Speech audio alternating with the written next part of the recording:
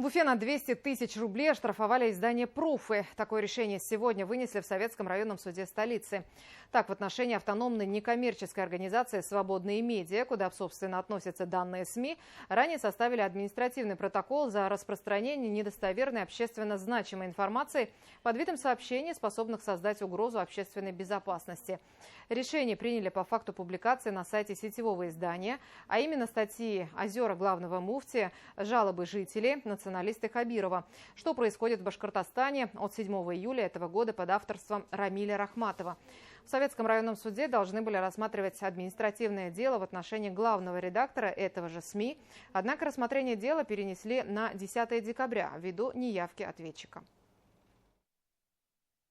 Издание «Пруфы.рф» автономной некоммерческой организации «Свободные медиа» опубликовало статью, в котором в утвердительной форме разместило негативные, неподтвержденные сведения о правительстве Республики Башкортостан.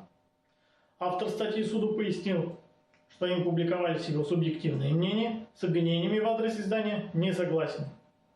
Постановлением суда автономная некоммерческая организация «Свободные медиа» признана виновным в совершении административного правонарушения